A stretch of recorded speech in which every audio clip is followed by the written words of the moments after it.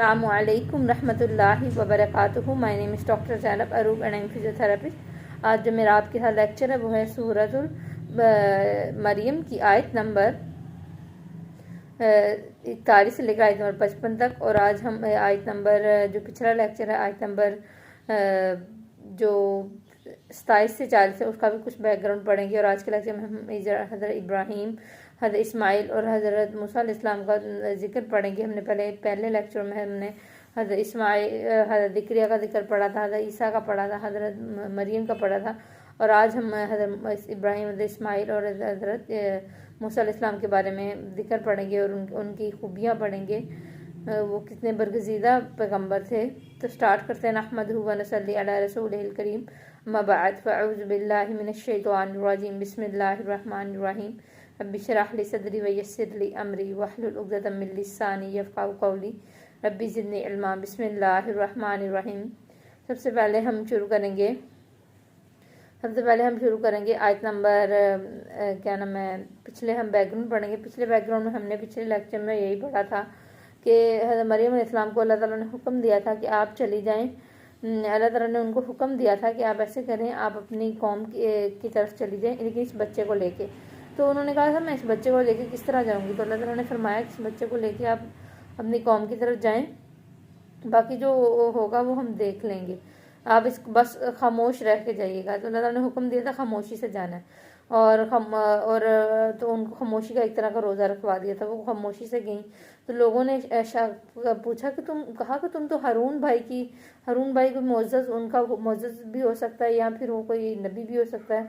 तो उन्होंने कहा तुम वो रवायात हैं कि हारून जो थे वो काफ़ी नेक इंसान थे। तो उनकी मुशाबे से पूछा गया कि तुम तो उस ख़ानदान की बच्ची हो और तुमने इतना गलत काम कैसे कर लिया, ये तुम्हारी औलाद कहाँ से आ गई। तो हज़रत मरियम अलैहिस्सलाम ने कहा कि मैं इसके बारे में नहीं बता सकती, आप इसके बारे में इस बच्चे से कलाम करें। उन्होंने इशारतन कहा क्योंकि वो तो खामोश रह रही थी। तो लोगों ने कहा कि इसमें हम इस पंगूड़े वाले बच्चे से क्या पूछें, ये पंगूड़े वाले बच्चे यहाँ पे कुरान पाक में साफ क्लियर बात, इसलिए कुछ लोग इसके ऊपर उनकी आरा हैं कि क्या मतलब उसको मानते नहीं। वो कहते हैं कि शायद जवानी में जाके ईसा ने बात की थी, पंगूड़े में कैसे बात कर सकते हैं। तो यहाँ पे पंगूड़े का ही जिक्र है। तो उन्होंने पंगूड़े में ही बात की थी। उन्होंने कहा था कि अल्लाह ताला ने मुझ पर रहमत की, सलामती की, मेरे पैदा करने पे, मेरे मरने पे, मेरी इस दुनिया पे आने पे। ये बात हज़रत याहया ने भी की थी। और मैं मुबारक बना के भेजा गया। मुबारक मतलब ऐसा जो खुद नेकी ढूंढता है और नेकी को ढूंढ के लोगों को नेकी बांटने की कोशिश करता है, भलाई बांटने की कोशिश करता है। और उन्होंने इस चीज़ की गवाही दी। और दूसरी मेन इसके अंदर गवाही ये थी कि हज़रत जो थे ना, जो दूसरी मेन जो इसमें गवाही थी वो ये थी कि हज़रत लोग कहते हैं कि मे भी इनके कोई वालिद होते। तो अल्लाह ताला इसके बारे में साफ क्लियर कहते हैं कि बार बार कुरान में अल्लाह ताला ने हर एक के वालिद से पुकारा, लेकिन हज़रत मरियम को वालिद से नहीं पुकारा। तो बार बार कुरान में अल्लाह ताला ने ये लफ्ज़ बोला। तो अल्लाह ताला ने कोई चीज़ को बार बार क्यों बोला। अगर अल्लाह ताला इनके वालिद होते तो अल्लाह ताला उनको ना पुकारते। तो अल्लाह ताला ने बार बार ईसा इब्ने मरियम कहा। तो ये इन सब चीज़ की इशारा है। उसके अलावा यहूद और नसारा दोनों इनके ऊपर गलत पॉइंट रखते हैं। यहूद भी हद से बड़े में, नसारा भी। नसारा उसको नाउज़ुबिल्लाह अल्लाह का बेटा कहते थे, इनको अल्लाह माफ़ करे। और यहूद तो भी हद से बड़े थे, वो कहते थे शायद ये किसी जना के नतीजे में थे। तो अल्लाह माफ़ करे, दोनों ही इंतहा के नतीजे और इस तरह और हद से गुजरने वाले को अल्लाह ताला बहुत सख्त सजा देने वाले हैं। और अल्लाह ताला कहते हैं क़यामत के दिन अल्लाह ताला इन सब की पकड़ करेंगे जो लोग ये अपनी तरफ से खाम ख्यालियाँ की हैं। क्योंकि ईसाइयों की तो कई 200 कोई 10-15 ज़्यादा इनकी हैं, इनकी आपस में टीमें बनी हुई हैं। कोई मानता है, कोई ईसा को खुदा मानता है, कोई ईसा को बेटा मानता है, कोई ईसा को कुछ मानते हैं, कोई ईसा को रसूल मानते हैं। तो अल्लाह माफ़ करे, इनके अंदर इतने ज़्यादा पॉइंट्स हैं, एक पॉइंट पे ये खुद भी नहीं है। तो अल्लाह ताला कहते हैं कि एक दिन क़यामत का दिन आ जाएगा और वो क़यामत का दिन एक हसरत का दिन होगा। इसके बारे में अबू सईद खुदरी रज़ियल्लाहु अन्हु रवायत करते हैं कि मौत की हैसियत, मौत को हैस कब्र और मेंढे की शक्ल में क़यामत के दिन लाया जाएगा। और जब फैसला हो जाएगा फिर मनादी पुकारेगा कि ए जन्नत वालों, क्या तुम इस जानवर को जानते? तो कहेंगे हाँ ये मौत है। वो कहेगा कि उसके सामने ज़िबा कर दिया जाएगा और अब कभी तुम्हें मौत ना आएगी और हमेशा जन्नत में रहोगी। फिर जहन्नम वालों को मुतवज्जा किया जाएगा, आज के बाद तुम्हें मौत ना आएगी। और फिर आप सल्लल्लाहु अलैहि वसल्लम ने ये आयत तिलावत की। तो जब ये जहन्नम वालों के लिए तो बाइस हसरत होगा, क्योंकि वो लोग अब हमेशा इसमें रहने वाले हैं जहन्नम में, और वो रोते फिरेंगे फिर। और जन्नत वालों के लिए भी छोटी हसरत होगी, क्योंकि मोमिन फिर उस वक्त दुआ करते काश हम इससे भी अच्छा अमल करते तो हम इससे भी अच्छी जगह होते। तो ये था पीछे का बैकग्राउंड, पीछे सूरह का 27 आयत नंबर 27 आयत नंबर 40 के। अब हम आगे पढ़ते हैं आयत नंबर 50 से लेकर क्या नाम है 41 से लेकर 55 तक। ये 15 आयात हैं। इन हम सबसे पहले शुरू करते हैं बिस्मिल्लाहिर्रहमानिर्रहीम। हम हज़रत इब्राहीम का जिक्र करेंगे। इसमें हज़रत इब्राहीम का जिक्र आ जाता है। हज़रत इब्राहीम अलैहिस्सलाम का जिक्र है। हज़रत इब्राहीम अलैहिस्सलाम का जिक्र क्या था? हज़रत इब्राहीम अल्लाह ताला के बरगदीदा पैगम्बर थे। और हज़रत इब्राहीम अलैहिस्सलाम का जिक्र है कि हज़रत इब्राहीम अलैहिस्सलाम अपने बाप को इतने प्यार से बुलाते हैं या अबती। हमने पहले हज़रत यूसुफ के बारे में पढ़ा था कि वो कितने अपने प्यार से अपने वालिद को बुलाते थे या आबादी। अब देखिए हज़रत इब्राहीम का कितना प्यारा अंदाज़ है, अपने वालिदैन को पुकारने का कितना खूबसूरत अंदाज़ है। और हम देख लें कितने बेशऊर और बदतमीज़ और बदलिहाज जनरेशन है जो अपने वालिदैन की इज़्ज़त नहीं करते। अल्लाह ताला हमें इज़्ज़त करने की तौफीक दे, आमीन।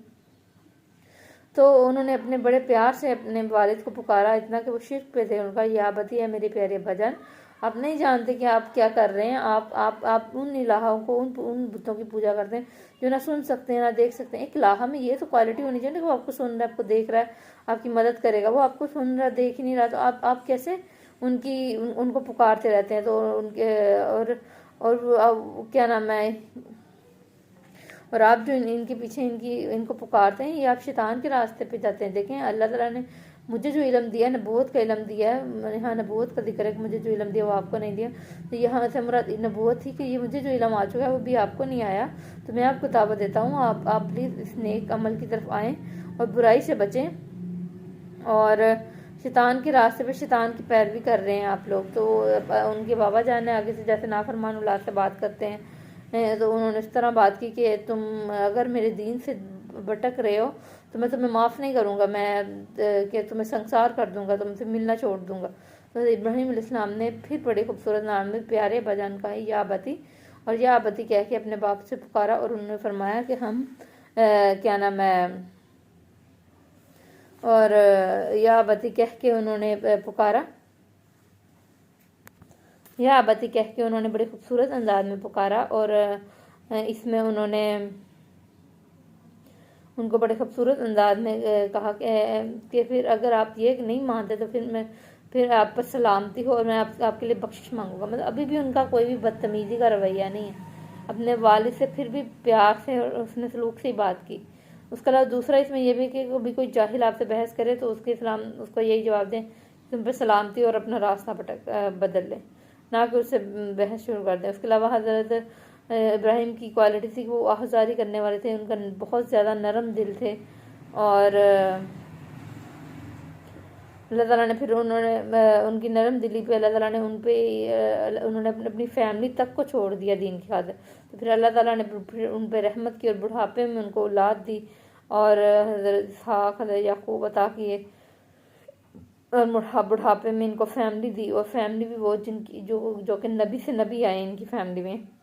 ये अल्लाह ताला की बहुत बड़ी रहमत थी।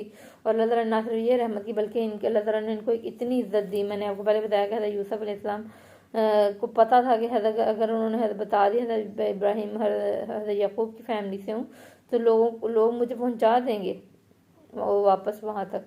मतलब इतना हज़रत इब्राहीम का बोलबाला था। तो हज़रत इब्राहीम जो थे ना, उनकी अल्लाह ताला ने ऐसी नेकनामी की है, और ये नहीं कि झूठी बल्कि उनकी सच्ची सदाकत के ऊपर उनका नेकनामी थी और सारे लोग उसके बारे में जानते थे। और सारे लोग उसके बारे में जानते थे। और उसके अलावा इसमें हमारे पास आ जाती है हमारी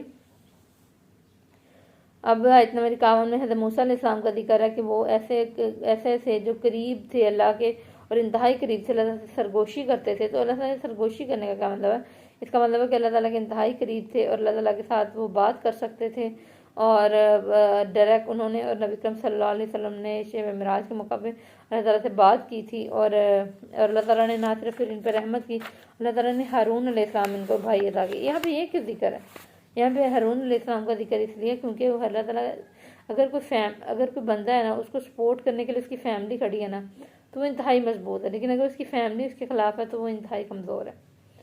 तो अल्लाह ताला ने अल्लाह ताला ने इनको घर से एक पावर दी, जैसे हज़रत इब्राहीम को उनकी औलाद दी, उनको नबियों में उनकी औलाद हुई, और फिर वो माशाल्लाह थे भी नबी और थे भी ऐसे बड़े बरगजीदा नबी। और उसके बाद यहाँ पे बाद में फिर हज़रत मूसा को हज़रत हारून अलैहिस्सलाम दिए कि उनके भाई जो उनका एक ताकत बने, उनकी बाजू बने।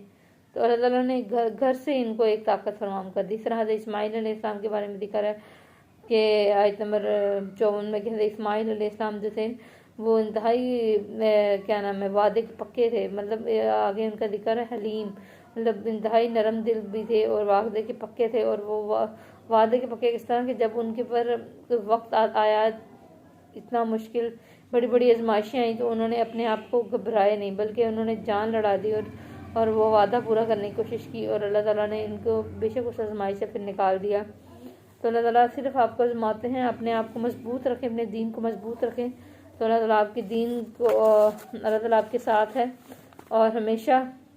और आखिरी आयत में यह है कि सब पैगम्बर जो हैं वो अपनी क्या नाम अपनी दीन अपनी फैमिली के लिए दुआ करते हैं।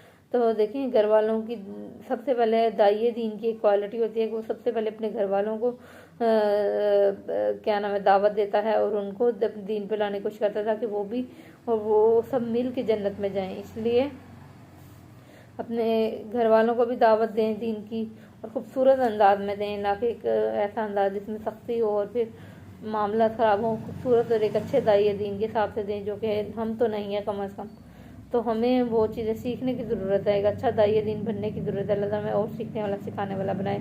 आमीन। जज़ाकल्लाह।